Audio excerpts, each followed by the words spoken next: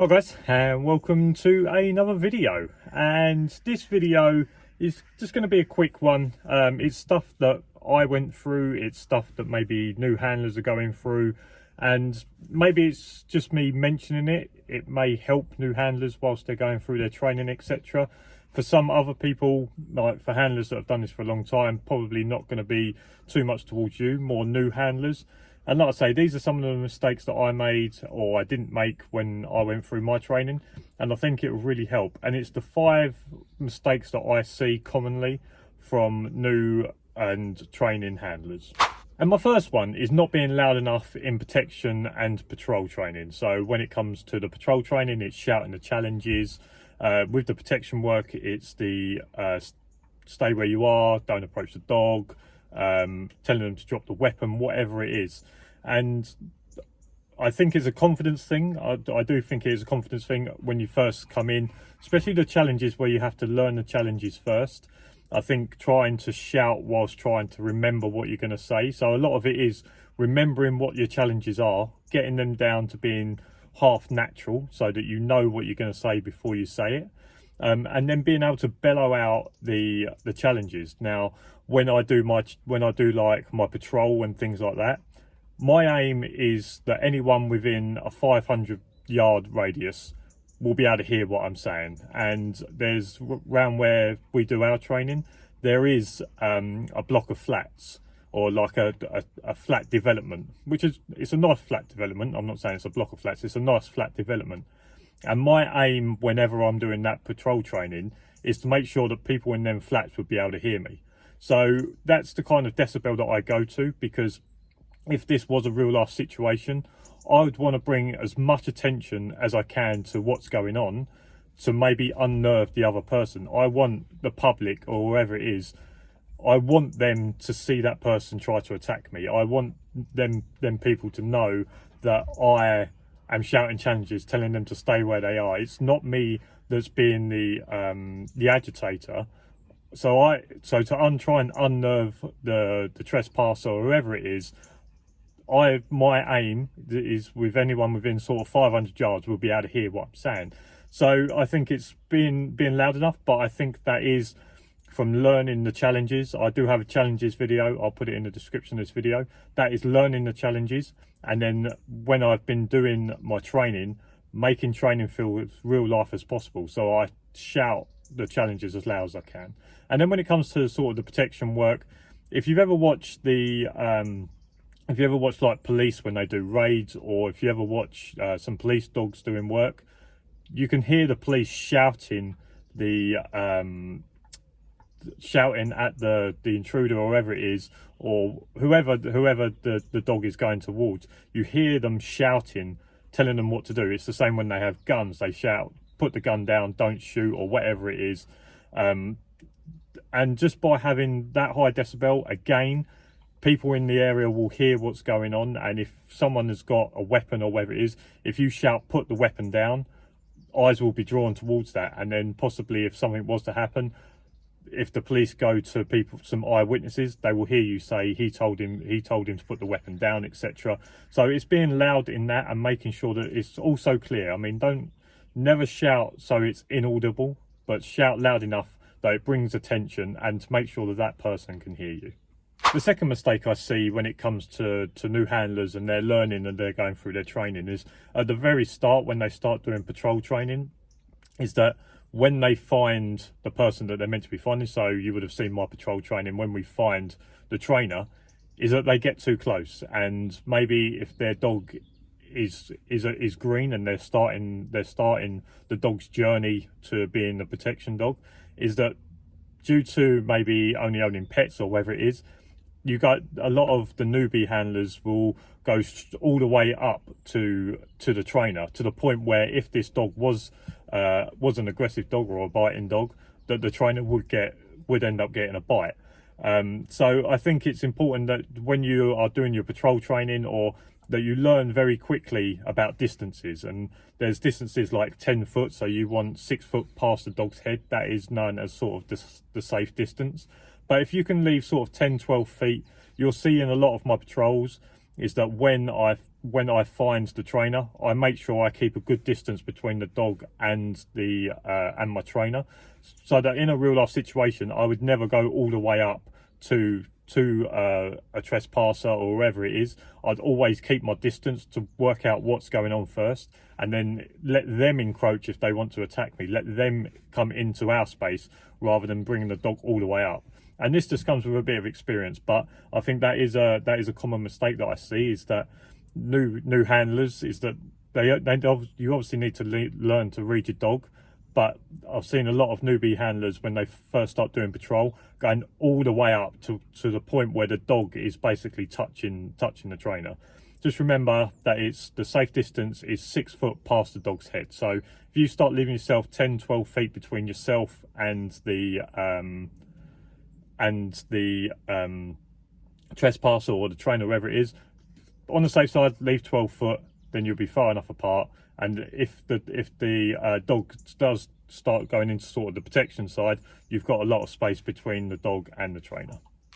My third one, and I think this is reasonably common, I think it's a trick that my trainer tries to use quite a lot, and this possibly would happen in a real life situation, is that people don't stay behind the dog during protection work. And you would have seen with a lot of my protection work, the dog is in front of me, and then the dog will go in for a protection bite. Now, once the dog is on that, the trainer, or whoever it is, will be having a tussle with the dog, because obviously the dog is now on the sleeve or whatever it is.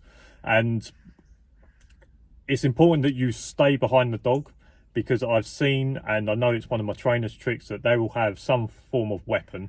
Like in our case, it'd be like a whopping stick, which is like a reasonably soft stick, so that they can touch the dog whilst the dog's on a bite.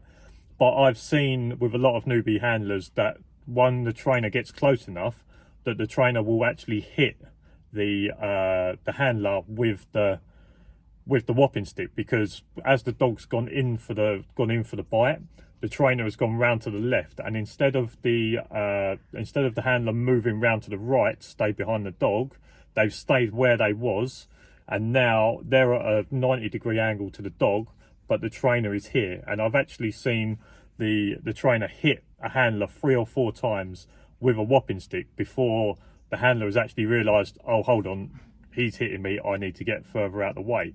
And what that is to show, let's say that that's not a whopping stick, let's say that's a knife. And if your dog goes in for a bite to protect you from a knife attack, if you don't move and stay behind the dog, that whopping stick is now a knife. That now you have been stabbed by the attacker or whoever it is, due to not keeping your distance and staying behind the dog who is trying to protect you. So I think it's just important that when you do protection work, is that if the dog goes on and they start to spin, is that you start to spin with them. And I think in a lot of the protection videos you would have seen, there's lots of times where with my chest cam, you see the trainer and the dog go out of shot on the left, because as they turn, I walk around, to which point I'm walking with them on my left, but obviously a full length lead. So as they go round, I go round to the right in order to get behind the dog. And then with my protection videos, you'll see they'll disappear out of the left-hand side of the screen, and then they'll come back in. And that is me moving around to make sure I stay behind the dog, therefore keeping the attacker and the dog distance away from me. The best way to always have it is make sure there's always tension on the lead, and make sure that you're always behind the dog's tail. So that's just another common thing. And like I say, I've seen new handlers, and I've seen some other handlers as well, that have maybe into the job but not too long, that they stand still, and as they come round, the trainer comes round and hits them with the whopping stick, which, let's say that was a knife attack, therefore they've just been stabbed. So that's just an important one, and maybe an important trick to try and keep your eye out for. And my fourth one is on the back of the third one, so stand behind the dog. The fourth one is that when the dog goes in for a protection bite through an attack, let's say the whopping stick. So let's say that we've been attacked with the whopping stick. The dog has gone in for a protection bite, and now I'm standing behind the dog. Don't be too quick to out the dog if you haven't asked the attacker to drop the weapon, to stop fighting the dog. Ask if they understand. Don't be too quick that once the dog goes in, to assume that that person's then going to give up. So I think you just have to be a bit more composed, and it's a mistake that I've made. It's a mistake that other handlers make as well, is that they concentrate on the bite so much they forget about that he's still got a weapon in his hand.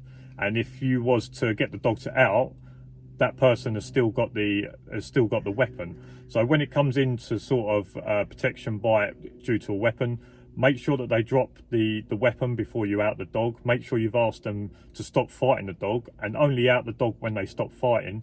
If they continue to fight the dog, they are still a threat. If they're still holding on to a weapon, they are still a threat. So you have to make sure that you've completely neutralized the threat to yourself and the dog before you can out the dog. And after that, just make sure that you can get yourself maybe over the weapon, or you can make sure that that person then, once you're out the dog, can't go straight down and pick the weapon up. So that's just something, just making sure that you've neutralized the whole situation before outing the dog.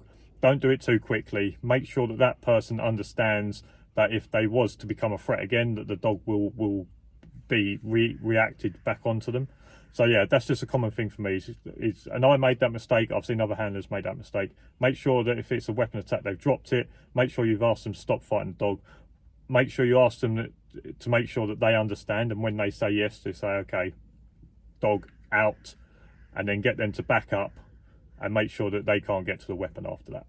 And my last one is asking questions. Now, lots of people ask me loads of questions, and I always give the best answer that I can at that time. But I think it's important that whilst you're at training, whilst you're with other handlers, whilst you have them people around, is to ask questions. I was always, anyone that's been training with me, or anyone that was with training when I was going through my NASDO, anyone that's been training with me, anyone that goes to Terry, you can ask him. I was always that person that asked a question. Whenever Terry said, has anyone got any questions? Everyone always looked at me, and I would always have a question. And basically, without asking them questions, you'll never know the answers. And there's no such thing, especially when you're training, but even once you're qualified, if there is no such thing as a silly question, because if you don't ask that question and then that scenario comes up and you make a bad decision, you'll be thinking to yourself, why didn't I ask that question? So just make sure you ask as many questions as you can. And I get that if you're inexperienced or you're surrounded by handlers with lots of experience, you can feel like you don't want to ask that question. But like I say, without asking that question, you may never ever get to know the answer. So whilst you've got the people there, whilst the conversation is flowing, you might be having a conversation about a scenario, and something might just come up where you think, well, what if this happened? If you don't ask that question, you'll never know the answer. And like I say, that's something that I really tried to do when I first started. It's just ask the stupidest questions that come to my head, because you never know if that actually might happen one day, or it might even trigger it in someone else, and maybe you'll get differences of opinions. But even if you ask that question and a handler gives an answer, the trainer might say, well, that's not 100% correct. This is what the book says. This is how you should act. And then through that, then you can probably get an answer between the two. But like I say, just ask loads of questions when you go to training. Whilst you've got the people there, don't wait until you go home to come and ask me. If you've got a trainer in front of you, ask them. I've always said I'm not a trainer. I don't know everything. I'll help people out as much as I can, and if I don't, I'll try and find the answer out for them by asking my trainer if I have to. So if you have the people there, and whilst you've got the time and people's attention, ask questions. I know it's a confidence thing, but never be afraid to ask questions. And even when I first started, the trainee trainer that was training me, the reason that he gave me so much attention, or the reason that he really helped me out, was because I was asking them questions, because he could see and he noticed that I really wanted to do well, and I really wanted to know a lot about the industry. So by you asking all these questions as well, it can show an enthusiasm that your trainer might think, right, this guy really wants to do this guy really wants to know about the job. So like I say, just ask loads of questions while the people are there. Don't wait until you get home and then come and ask me or whoever it is. Ask people while you're there. So that is some common mistakes that I see from a lot of new handlers. I understand a lot of it is confidence. I know a lot of it will come with experience and things like that, but it's just some stuff I've pointed out, and like I say, it's just some stuff that I've noticed. If you like this video, make sure you give it a thumbs up, subscribe down below for loads more videos. If you've got any comments, or there's any that you think I might have missed, put them in the comment section below. and I'll see you again next week. Cheers for watching. See you later.